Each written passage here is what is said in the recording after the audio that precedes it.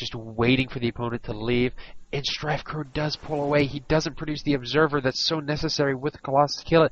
These Zerglings are just waiting to pop up into the mineral line and eat all the probes they can. It will be a buffet, and the entry fee has already been paid.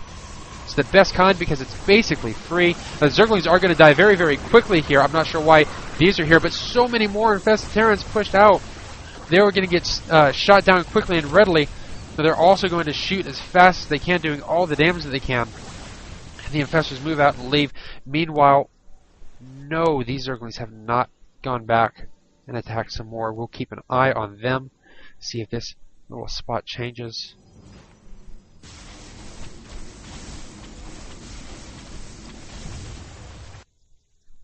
Investors marching their way back, or digging their way back in some cases. Great gameplay by both players. A very, very solid defense by Gatored. Still waiting just for these Zerglings. Maybe if he can see. No, he can't see. The return of the Void Rays in the Phoenix, but unfortunately Fungals are out and ready to go.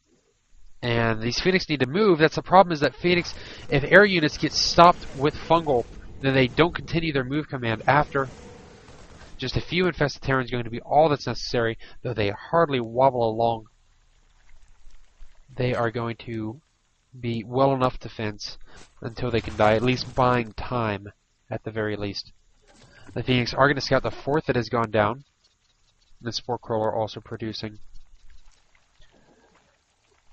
The +1 is having to be researched all over again. It was at the 155 out of 160 mark when that Forge got sniped. And we see essentially the same thing going on in Infestor Zergling play, at least for now. Corruptors are out. You can see them flying by here to try to snipe out these Colossus. That +1 will be essential to finishing, and Zerg Carapace 1 is finishing. Now the air hasn't been researched, but they still do 20 versus massive. And the weapons level 2 for melee has been finished as well, so they're doing these Zerglings 7 damage every 0.7 game seconds. Overseer is going to be hopping through, just seeing what's going on. What's up, guys? I wonder if StrifeCro even forgot about these Zerglings. Like maybe he's just kind of. I mean, it's hard to forget about him when you've got, you know, just random spot of vision on your minimap. You're like, I can see everything here in this. But he hasn't brought him up. I don't know if he's waiting for Blizzard to invent Baneling Morph while burrowed. That would be just kind of silly. Running some Zerglings, burrow them, Morph while burrowed. A Zerg can dream. It's like making landmines when they're already underground. Gatored just sending out these Phoenix to scout, knowing they can't be used for anything major just yet. Maybe he could find an Overlord to snipe out here or there. Mostly he's just making sure that his opponent isn't going on a 7 base or something ridiculous. He's getting Blink and the +1 grounded finish for weapons. So armor's going to be on the way as well, and a Templar Archive. It seems we'll see a shift over into a Stalker and maybe Archon mix. We saw that Gatored actually didn't, I believe it was Gatored, wasn't getting high Templar Storms. He just warped in Templar and put them straight into Archons. We have a very scary amount of infestors out. The key thing being, look at all the energy on those guys. Lots and lots of purple bars. Fungal growth going to keep these Phoenix rooted. Probably an unnecessary fungal there at the end. But the 3 Phoenix are gone. Just want to make absolute sure that they're dead. And Storm is being researched. So this is going to be a little bit different. Now Zerg Melee attack level 3 is being researched as well. And Adrenal Gland. So we are guaranteed to see a lot of heavy Zergling play in the future. The Greater Spire is coming, meaning that Corruptors can go to Broodlords. Such powerful flying siege units. Just come right in over here and start dropping Broodlings all over the base.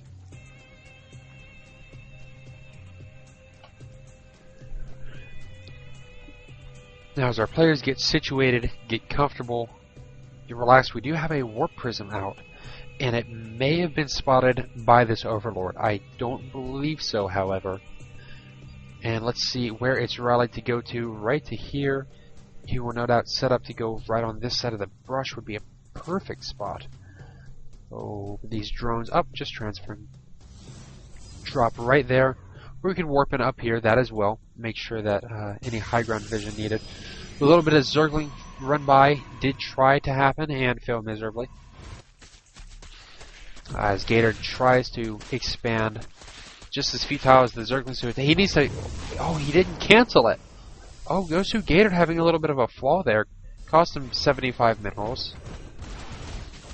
I mean, he would have lost 25 either way. And the Broodlords have finished. They're out. We have our very scary Zerg Deathball versus the Protoss Deathball. And as the two come here to meet, storms going down, my computer slowing down, Colossus beams frying left, right, and center, only at 1-1, however, and more storms going down on the Broodlord. But the Broodlords have the base 1 armor and a ton of health. Not so effective against them. Lots of infested Terrans going to be dropping and eating up Colossus as the Fungals continue to go and root down these Stalkers. The Infestors trying to chase down, and Blink is finished as the Stalkers blink and move forward. The Colossus nearly one-shot by a volley of Corruptor shots. And this is where you start to get a really scary Zerg. They've got the Fungals to root you, they've got the Broodlords to kill you. To note, these Broodlords, they do a guaranteed 20 damage on the first shot. Oh, and a single burrowed Zergling here going to prevent any sort of expansion. I completely forgot what happened to these Zerglings.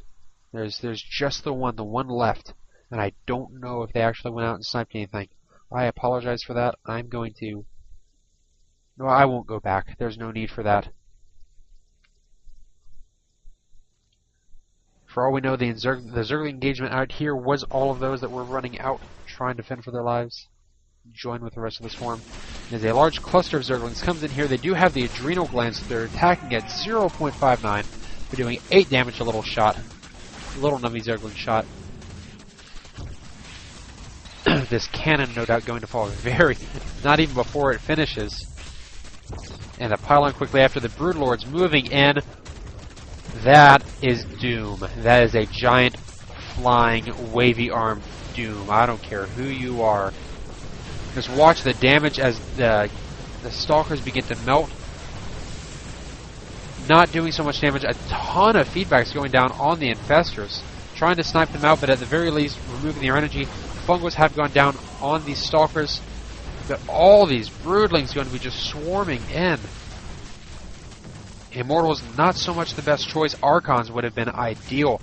In fact, I don't even know if Robotics would have been the way to go at all after these Broodlords have come out. Blink Stalkers, always good to attack. But you just see so many are out. GG says goes to Gatored, as I thought my computer froze, but no, it's just an abrupt leave, as he saw with 10 Broodlords swarming down all their power. He just couldn't stand a chance up against it. A very, very solid, great game by both players. Gatored not really utilizing the Warp Prism much at all, if I can tell. Then again, it's probably because you can tell he did. This Spinecrawler is damaged, and I completely missed it, but with 8 Spinecrawlers in the area, along with a couple of Queens, this base was very, very well defended. Gatored, for all of his excellent play to start, ends up falling to EG's StrifeCro. Just goes to show you that great players can come out of nowhere, and the great players that have arrived, that show their prowess, that show their ability, can still fall. This is a best of 3 series from the Intel Extreme Masters Invitational in New York City, October 14th to 16th. All credit to where it's due, because expanding and promoting esports is a wonderful, awesome thing, and everybody should do it. That said, I'm going to move into the rest of the gameplay. I still have maybe 3 or 4 sets to cast, and I will see y'all in the next game.